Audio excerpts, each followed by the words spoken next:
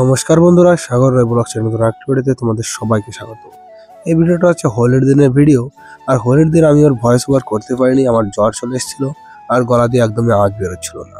আর আজকেও দেখো গলা দিয়ে আওয়াজ বেরোচ্ছে না, দুদিন পরে ভিডিওটা ভয়েস ওভার দিচ্ছি আর আজকে ভিডিওটা আপলোড করবো। আর সকালবেলা ঘুম থেকে ওঠার পরে দেখি এখানে ঠাকুমা, কাকিমা, দিদি, বোন সবাই এখানে লাইনে দাঁড়িয়ে গেছে, কারণ এরা ঠাকুরের পায়ে আবির দিয়ে তারপরে আবির খেলা শুরু করবে, মানে হোলি খেলা শুরু করবে।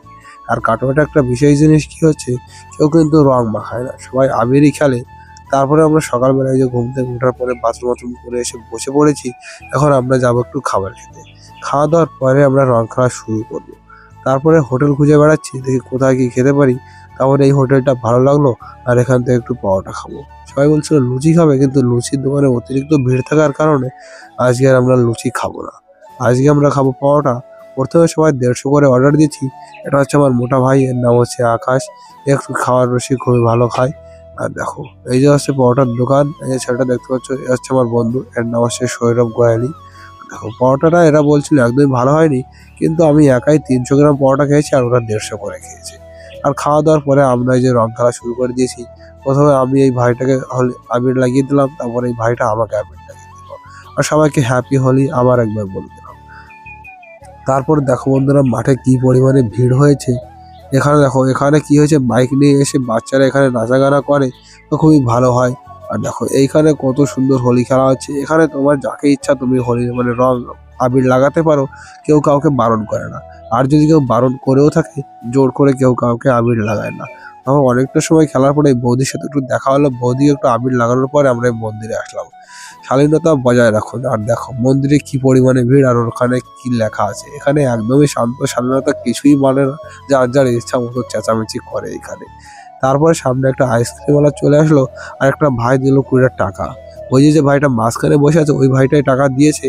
তাই এখান থেকে 10 টাকা দামের একটু চকোবার তাই কিনে নেবো। তাও ঠান্ডা লেগেছে, তার মধ্যেও চকোবার খাচ্ছিলাম। তোমরা তো ভাবছো, তো তখন ঠান্ডাটা অত ছিল না, যখন নদীতে স্নান করে আসার পরে আবার ঠান্ডাটা লেগে গেছে। তারপর ওদের জন্য বসেছিলাম যে কখন যাবে স্নান করতে। তা ওরা বললো যে হ্যাঁ চল এখনই যাবো, তাই আবার জামা কাপড় নেওয়ার জন্য চলে আসলাম। তারপর জামা কাপড় নেওয়ার পরে আমরা যখন যাচ্ছিলাম, তখন এই ঠাকুমাটা দেখলাম শরবত বানিয়ে সবাইকে দিচ্ছে।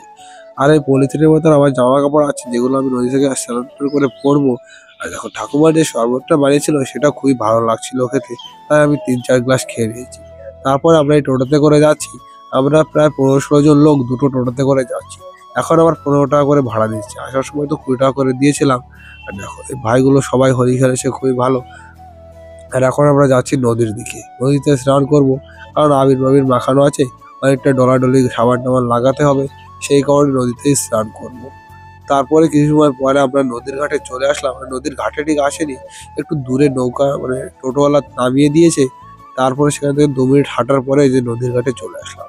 এখন দাঁড়িয়ে আছি, কারণ এক টিম চলে গিয়েছিল অন্য একটা কি ঘাট আছে, মরার ঘাট না কি ঘাট, সেখানে মানুষ পোড়ায়, সেইখানে চলে গেছে। আর আমরা এসেছি যে ঘাটে আমরা পার হয়ে এসেছিলাম সেই ঘাটে। যখন ওই অন্য দল আসবে তখন আমরা যাব নদীর ওই পারে, আর ওই পারে গিয়ে স্নান করবো, কারণ ওই পারে জলের পরিমাণটা কম আর একটু চরও পড়েছে। তারপরে এই যে আমরা চলে এসেছি এই সাইডে, আর এখন আমরা এই জায়গায় সবাই নামবো। তারপরে স্নান টান করে জামা কাপড় পরে নেবো। আর প্রায় 1 ঘন্টার মতো স্নান করার পরে আমরা এই যে চলে এসেছি। আর আমি তো বুঝতেই পারছিলাম না, কারণ রোদ্দুরের ভিতরে যখন ভিডিওটা করি তখন কপালে সিঁদুর মানে আবির টুকুন বোঝা যাচ্ছিল। আর এখন দেখি আবির প্রচুর পরিমাণে রয়েছে। আর আমি এই ঘরের মধ্যে এসে একটু তেল মেল লাগিয়ে নিয়েছি। তারপরে আমরা এই যে হাঁটা দিয়েছি আবার। এখন আবার টোটোওয়ালারা মারামারি করছে, যে বলছিল 20 টাকা করে ভাড়া। তাই আবার কি হলো, আর একটা চাচা আছে, সেই চাচা বলছিল না 25 টাকা করে নেবো। তাই নিয়ে তাকে দুজনের মধ্যে ঝামেলা শুরু হয়ে গেছে। তা আমরা ঝামেলার অপেক্ষা করিনি, একটু হাঁটার পরেই পিছন থেকে একটা টোটো এসে জলদি জলদি আমাদের উঠিয়ে নিল। আর এখন আমরা ভাড়া দিয়ে যাচ্ছি 15 টাকা করে, মানে অনেকটাই কম ভাড়া এখন। আর স্নান করে আসার পরে খুবই খিদে পাচ্ছিল, ভেবেছিলাম যে আমরা বাইরে খাবার খেতে যাব, কিন্তু একটা দাদা বললো যে না বাইরে খেতে যেতে হবে না, আমার সঙ্গে চল, আমি ভিতরে নিয়ে যাবো। তারপর এই যে আমরা ভিতরে এসে আজকে বসে পড়ছি খাবার খেতে। আর আজকে এখানে দিচ্ছে খিচুড়ি আর পায়েস।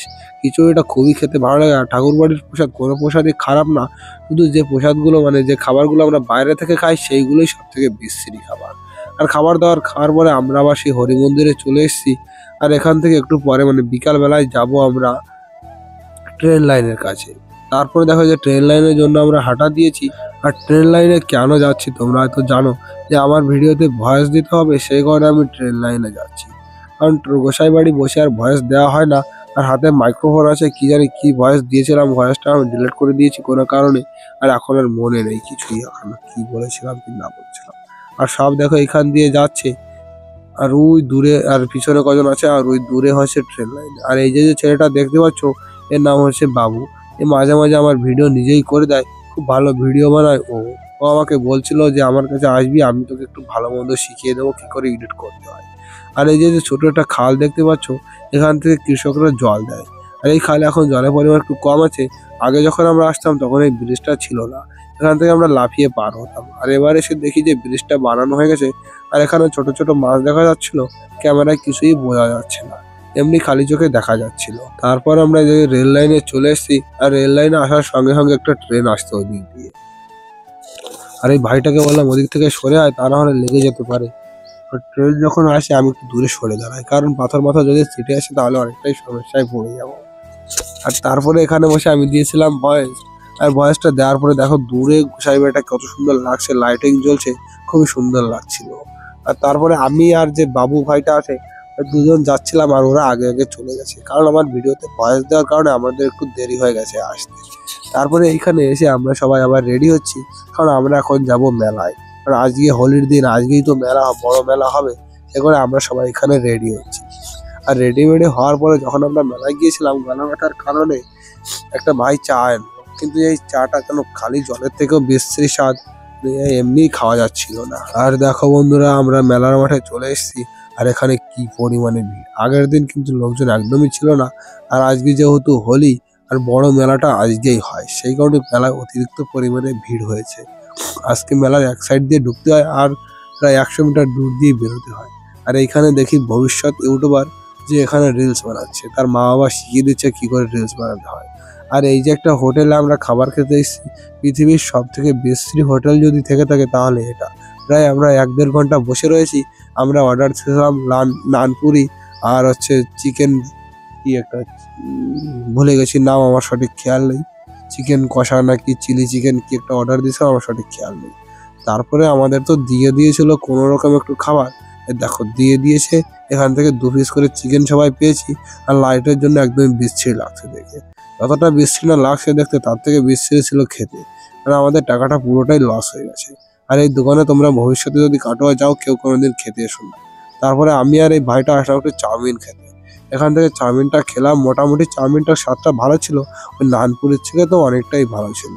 তারপরে নানপুরি খাওয়ার পরে যে ভাগ্নেটা আমাদের সঙ্গে ছিল, সেই ভাগ্নে বলছিল চল তোদের ললিপপ খাও, চিকেন ললিপপ। তাই এখান থেকে চিকেন ললিপপ অর্ডার তো দিয়েছিলাম, আমরা কেউ খেতে পারিনি ভালো করে, কারণ ভেতরে কোনো রকম একটু করে মাংস ছিল। আর এই ভাইটা তো বলছিল আমি খাবোই না, তোরা খেয়ে নে। তাই ফ্রির খাবার তো ভাগ্নে খাওয়া ছিল, সেই কারণে আমরা একটু খেলাম। তারপরে চলে আসলাম এই মেলার মাঠে। এখানে এই ভাইটা ফুটবল দিয়ে গ্লাসগুলো ফেরাতে পারলে নাকি পুরস্কার পাবে, সেখানে ভাই একটা চান্স দিল।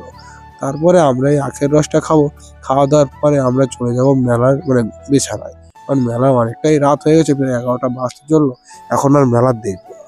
আর এই আখালা কাকুটা খুব ভালোই ছিল, 10 টাকা করে গ্লাসটা ছিল। মেলায় যা যা খেলাম, সব থেকে আখের রসটাই খেতে ভালো লাগলো। তা যাওয়ার সময় আবার এই ভাগ্নে এই দোকানটায় আসলো, যে কি একটা কেমনে আমার ভাগ্নে বউয়ের জন্য, সেই কারণে এখানে একটু দেখাশোনা করছিল। আর হরেক মাল 10 টাকার জিনিস, সস্তা জিনিস নিয়ে যাবে সেইগুলো দেখছিল। আর এই দেখো এই পেনগুলো, তোমরা এই পেনগুলো কবে দেখেছো লাস্ট আমাদের অবশ্যই কমেন্টস করে জানিও। আর ছোটবেলায় কে কে কিনেছো সেটাও জানিও। আমরা কিন্তু প্রতিবারই কিনতাম, মানে স্কুলে গেলেই প্রায় সপ্তাহে একটা করে পেন কিনতে হতো, কারণ হারিয়ে যেত। তারপরে আবার 2টো ফুচকা খেয়ে আমরা এই যে চলে যাচ্ছি মন্দিরের পাড়িতে শোয়ার জন্য। আর দেখো বিছানার কাছে এসে জামা কাপড় খুলে বসে পড়েছি, জামাটাই খুলেছি, কাপড় আর কিছু তো প্যান্ট ম্যান্ট তো খোলা যায় না। জামাটা খুলে এখন বিছানা করে এখন আমরা শুয়ে পড়বো, কারণ অনেকটাই রাত হয়ে গেছে, এখন বাজতে চললো প্রায় 12টা। তো বন্ধুরা, ভিডিও কেমন লাগলো অবশ্যই কমেন্টস করে জানিও। সবাই ভালো থেকো, সুস্থ থেকো, আর আমার চ্যানেলটি সাবস্ক্রাইব করে আমার পাশে থেকো।